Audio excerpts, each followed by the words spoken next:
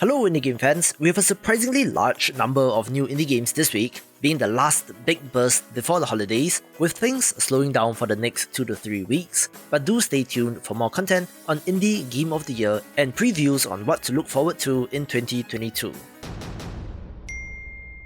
Let's begin with Calamity Eliminator, a roguelite deck-building RPG that is very anime. Assemble a party of heroes as you fight an infection simply known as the Calamity, one that drives people insane, which of course leads to the expected combat elements. As far as I can tell, the humanoid characters in your party are named Pioneers, while the cards themselves are named Valkyries, having to use both of these together in order to defeat your opponents. I believe this developer is Chinese, and the translation does appear to be a little rough, but if you love this subgenre, it may be one to watch.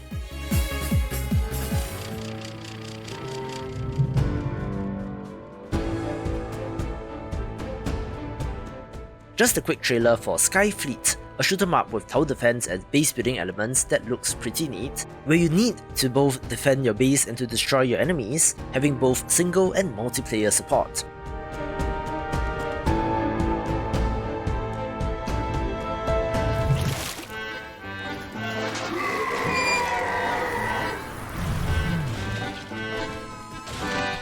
I did preview Trash Sailors when running down the new upcoming games of December, so unsurprisingly, this co-op title makes an appearance once again. You are working together with other players to fight monsters and to keep the raft afloat, having a tremendous art style that I love the look of.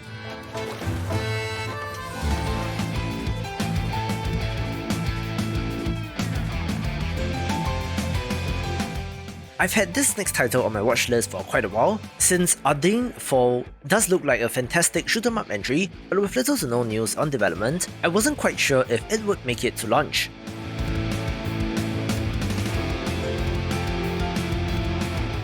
However, I did get a preview Steam key for this, so it should be out this week, having to destroy alien spacecraft while protecting your mothership, looking to have fantastic art and action.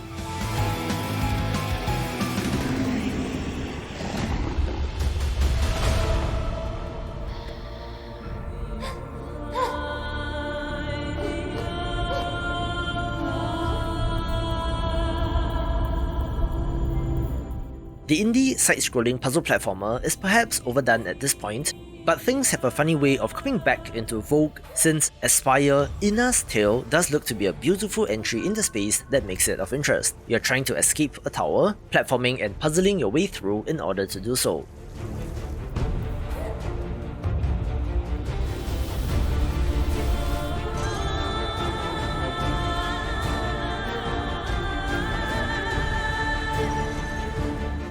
While there are enemies, I don't believe there is any direct combat where you need to use your wits instead. The world building and NPCs in this game look pretty impressive as well, so I do hope that it controls well enough for this to be enjoyable.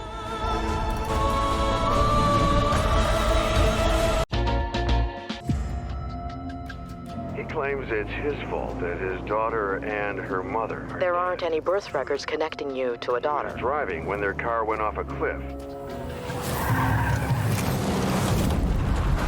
Can't get out of bed because of vertigo. We have a number of interesting bigger games this week, beginning with Alfred Hitchcock Vertigo, one that is inspired by the film of the same name from the prolific filmmaker, but is perhaps a little misleading in naming the game in such a way. It does come to us from a rather large and established Spanish studio, who are perhaps best known in the modern age for the adventure game Black Sad Under the Skin from 2019, making this a title of interest. Because everyone treats me like I'm crazy? Dr. Lomas, it's Sheriff Reyes. Is Ed under investigation? Is he the suspect of a crime? What do you want to know? What do you want to tell me? Does she exist? Tick tock, Doctor.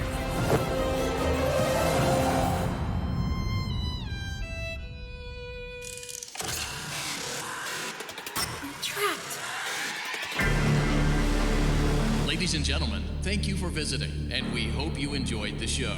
Freddy and the gang are pretty tired, but they'll be back again next week after a few days of scheduled maintenance.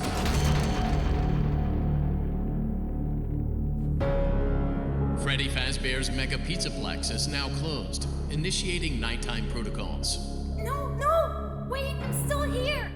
You might be surprised to find out that I don't consider Five Nights at Freddy's Security Breach to be an indie game anymore, but that is for several reasons. Firstly, developer Scott Hawthorne has kind of retired following some controversy, passing the IP on to another developer, which in this case happens to be Steel Wool Studios, one that employs around 50 people, and that essentially the franchise has grown so big and transcended the mainstream boundary. This new entry sees you playing as a young boy trapped in the building known as Freddy Fazbear's Mega Pizzaplex, and now have to contend with murderous animatronics as he tries to escape or survive with a familiar returning security camera mechanic, but does allow for freedom of movement and exploration, looking to be another great spin on things.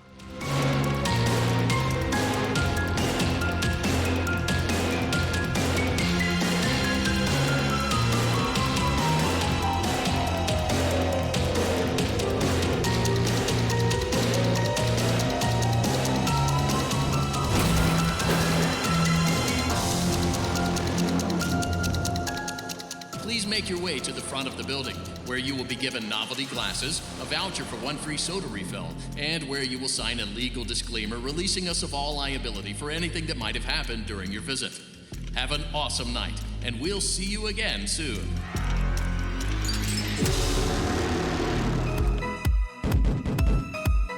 While GunboundM is a port of a free-to-play mobile title, I cannot believe that this turn-based physics shooter from a Korean developer is still alive and well, having played this series myself about 18 years ago, but I certainly have good memories and hope this is worth a play.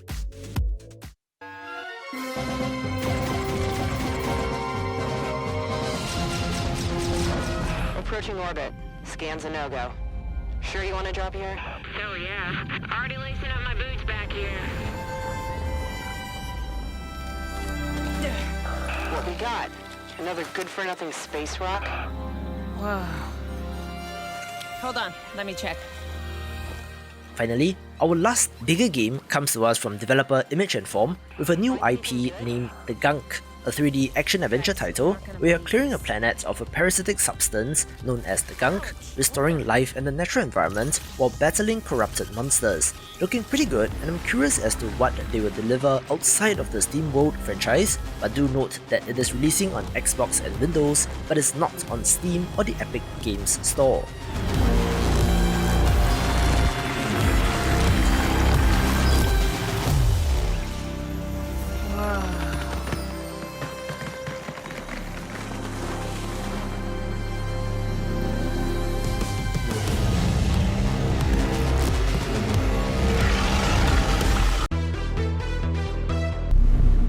Smaller Games begins with console ports of the mega multiplayer deception game Among Us, making it such that it is now available on all modern platforms, so no excuse not to get it anymore.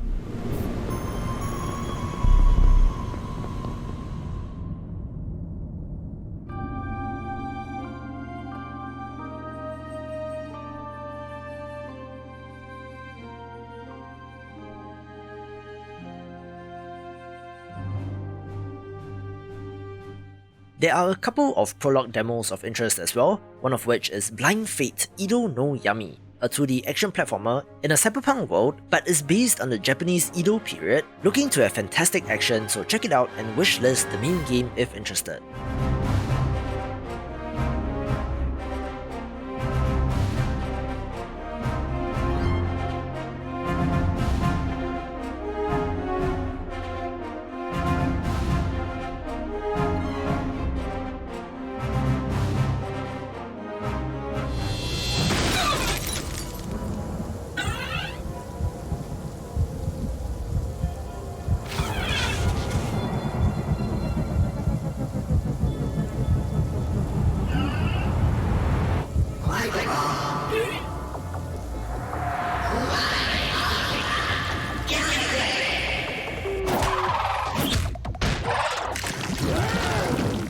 An interesting looking pixel art roguelite RPG is Brutal Orchestra, where you were murdered and find yourself in purgatory, having to make a deal with the devil in order to get your revenge, with some interesting looking character designs that remind me of some sort of combination between Hylics and Lisa the Painful.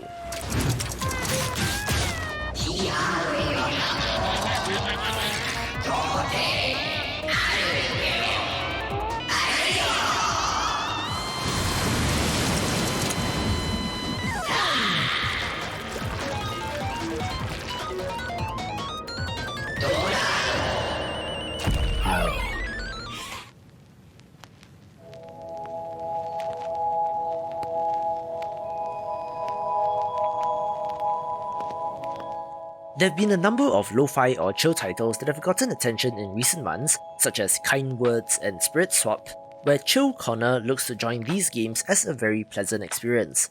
This is an idle game with lo-fi beats, where the gameplay, in quotes, has you decorating a virtual room and creating a playlist of music, but otherwise looks like something to have on the screen while you work or draw or relax, where it got me since I think that I look like the main character with a 2-monitor setup while I work on videos like this.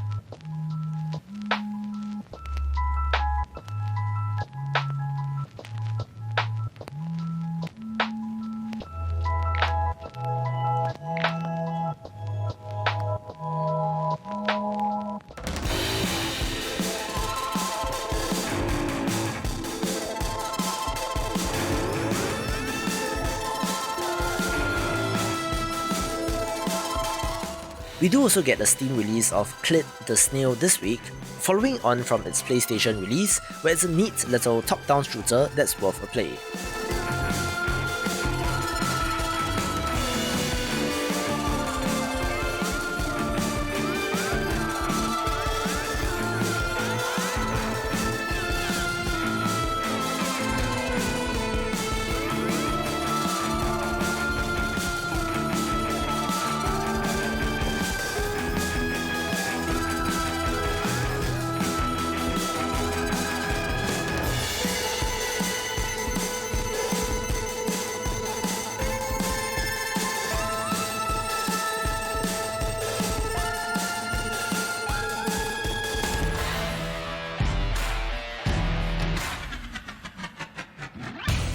A nice surprise that I found this week is Cloud Escape, a 3D platformer that has you making your way through a series of death traps, looking very challenging but fun, and while it doesn't have the highest of visual fidelity, I think that it looks pretty cohesive and well put together.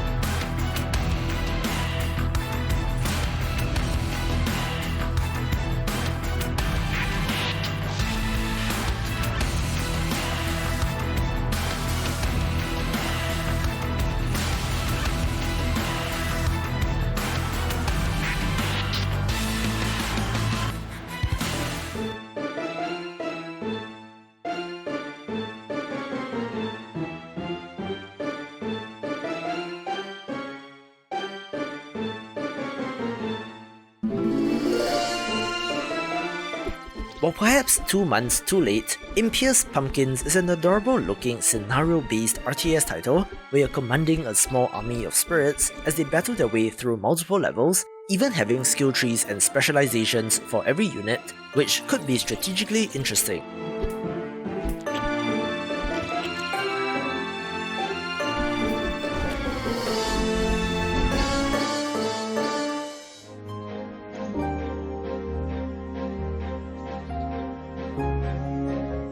Magna Graecia is another chill-looking city-building title, only this time with an ancient Greece setting, following in the footsteps of games like Dofromantic, and should be pretty decent.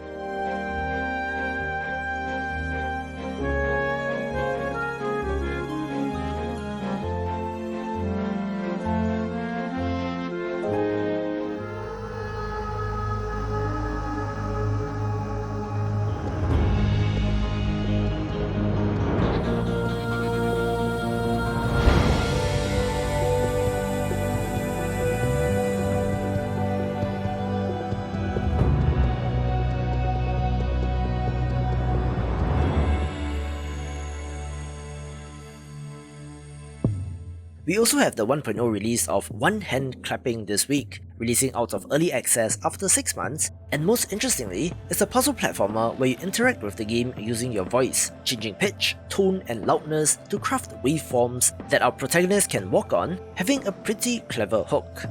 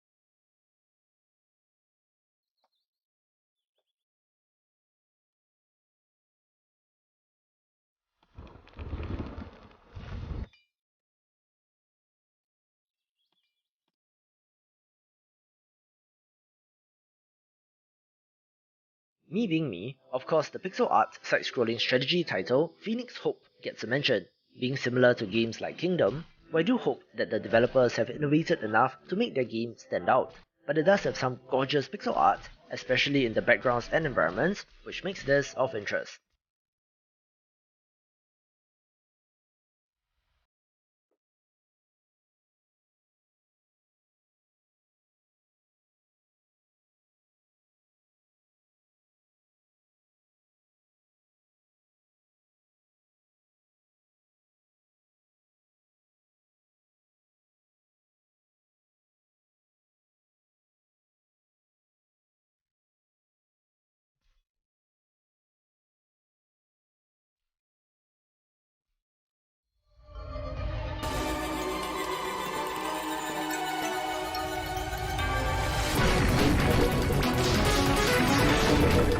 One port that I know many of you have been waiting for is Record of Lodoss War Deedlit in Wonder Labyrinth, getting PlayStation and Xbox versions this week, although the Switch launch, initially planned to be this week as well, has been delayed to 2022. This is a Symphony of the Night style Metroidvania entry based on the classic anime series and is very good, so if you're a fan of this genre, trust me on this one, you're going to want to pick this up.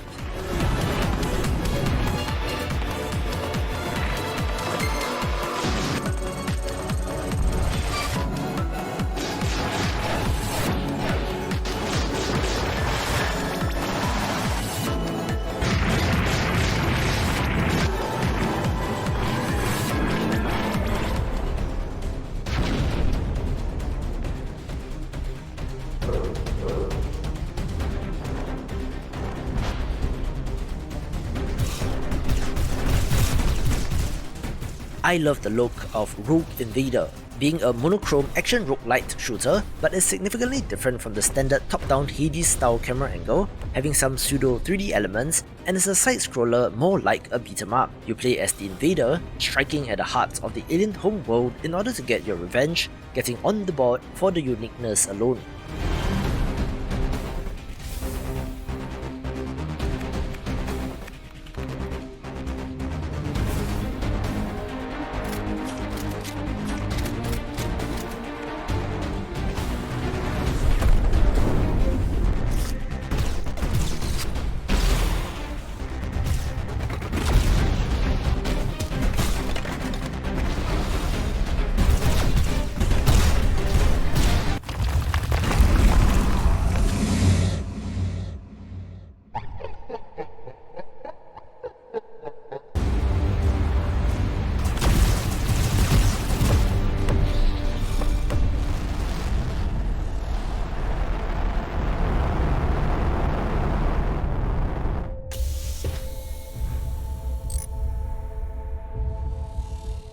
The Planet Crafter Prologue is a demo that will allow you to check out this awesome looking first-person survival game where your mission is to terraform the planet to make it hospitable to humans. It does remind me of Subnautica with the base building aspect and could potentially be the next big game in the space, making this demo a must play.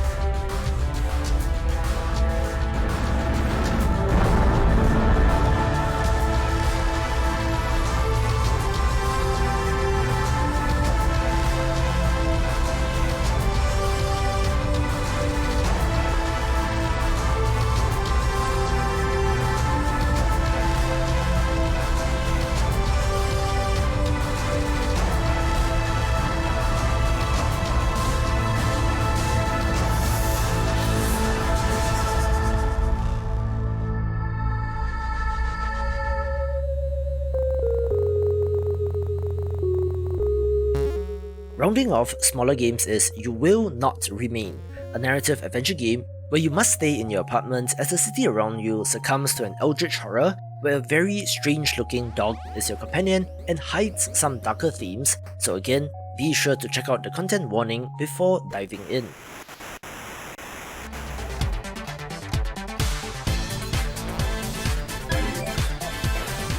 We have a blast from the past with Clockwork Aquarial, a 2D action platformer initially developed in 1992 by a Japanese developer which closed in 2014, but the rights for this game were obtained and the game polished up by some of the former staff members, re-releasing in 2021, which is a pretty crazy story.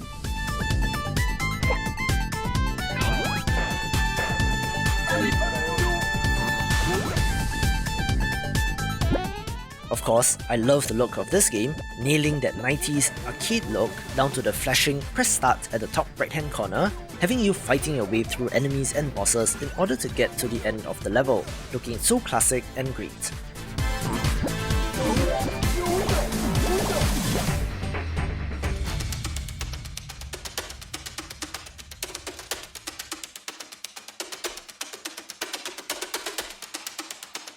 We have quite an ambitious looking colony sim entry this week as well, with Noble Fates, one that has you managing and building a kingdom, getting resources and building up your settlement while fending off invaders.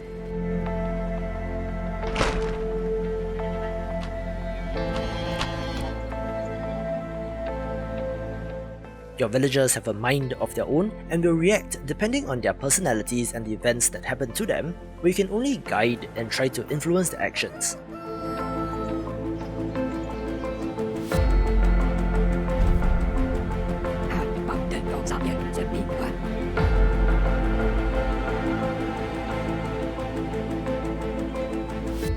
This also allows you to take direct control in third person, which seems like a neat mechanic, although I do wonder how that would factor into the bigger picture, but a promising entry for fans of the genre.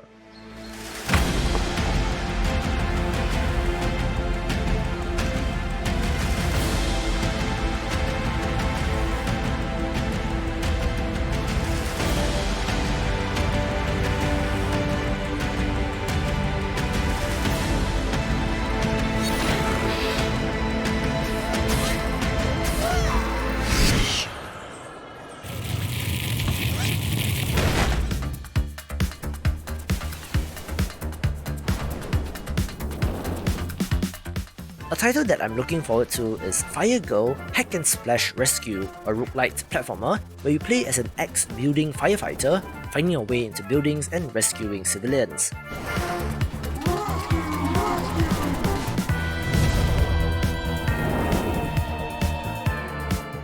Just like Nuclear Blaze from October, I think that firefighting in games is an underrated mechanic, since the enemy here is not orcs, aliens or skeletons, but a natural force in itself, where combating this is temporary and in service of rescuing people, which, combined with the compelling roguelite gameplay loop, should make this pretty interesting.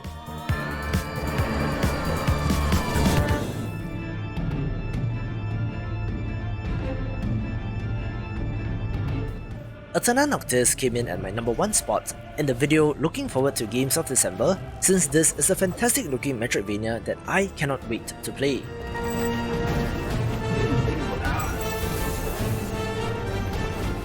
It has a classic high fantasy setting where you play as the King of Darkness, having to regain his power in order to once again face off with the Queen of Light.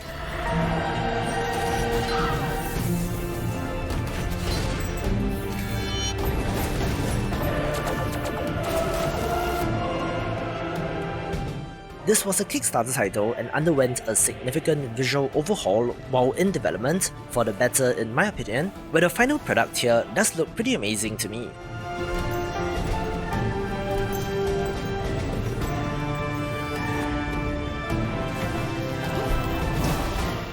On top of the Metroidvania-style exploration abilities, there is a skill tree for our protagonist as well, which of course will factor into the combat.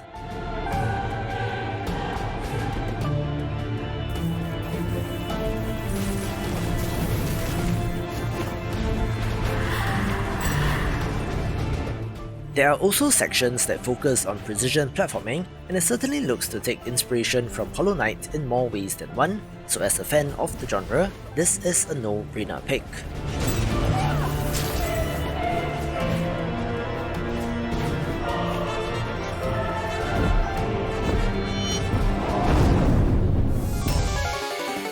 We have even more Shovel Knight this week in an action puzzler titled Pocket Dungeon, one that has you playing as the iconic characters from the action platformer, but in turn-based puzzly goodness. You're able to attack groups of enemies while touching each other with the expected special abilities, items, power-ups and more, so hopefully this will be on the level of a Super Puzzle Fighter 2 Turbo. Critically, there is a story campaign as well, so shout for Shovelry once again taking the #1 spot. For more Shovel Knight, watch these videos and I will see you after the jump.